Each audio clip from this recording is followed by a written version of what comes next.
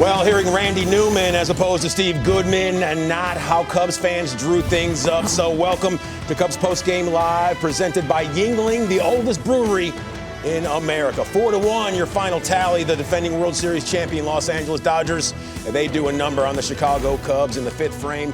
That is when things went awry. We'll dig into that in due time. But in the meantime, pull up a chair and come on in, because it is time to get after it. I'm Cole Wright, alongside the 17-year big leaguer Cliff Floyd and the Hall of Famer from Cornell University, Elise Menaker. And gang, 4-1. Not how we drew it up. A lot to unpack, and we're just getting started here, Cliff. Yeah, you know what?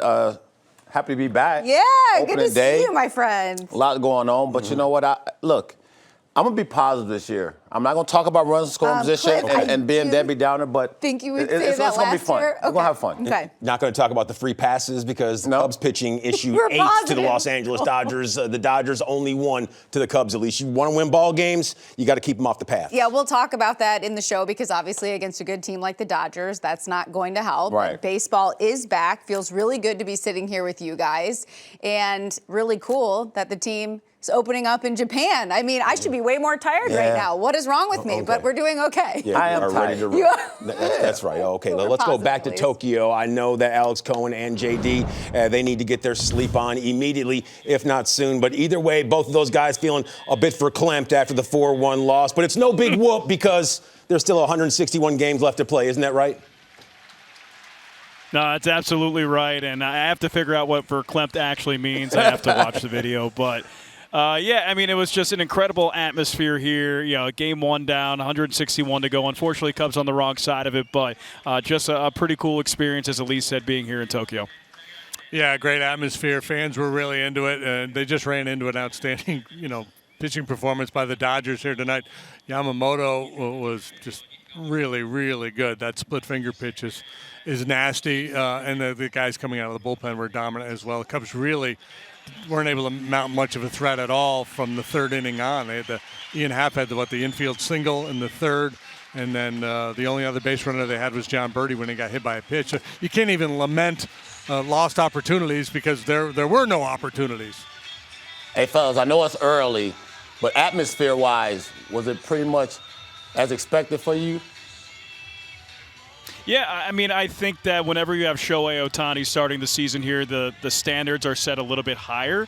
But just seeing the opening ceremonies and all the lights and the fans, the way that they responded, I mean, it surpassed everything that I had, and I set the standards pretty high. So I was really impressed with it. But just the standard of baseball and fanism here, I mean, fans are just very quiet. They're very respectful, as Taylor McGregor said. So it's really interesting to get used to that as the game goes on. But I thought it's a really cool experience, and we get to see one more like it. Yeah, the fans, they respond to moments. Yeah. Like ball's put in play, hit pretty hard. You'll hear this kind of a little bit of an elevation in the noise level, but there isn't the steady buzz in the ballpark like you get at Wrigley Field. It's just kind of a different vibe. But that's not to say that they're not into the game. They're very much into the game. Kind of along the same lines, fans, it sounds like, get their hour and a half, however early, and they're staying right now. Can you describe how different it is and just how they embrace the whole day?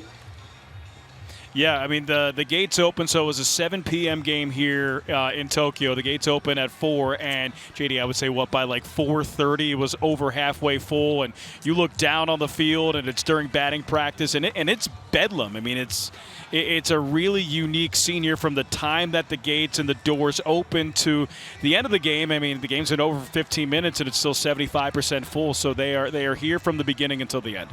And it's kind of ironic, too, because Dodger fans notoriously leave the Chavez Ravine early to beat the traffic. They bail out in the 7th inning. Nobody was leaving the ballpark here tonight in the 7th inning. And before the game, doing what we do, a lot of times you take your cues from what's going on in the ballpark. And with this place filled up, and I think, we're getting close to go time. I better make a run before, and then I look down and we got 2 hours before first pitch.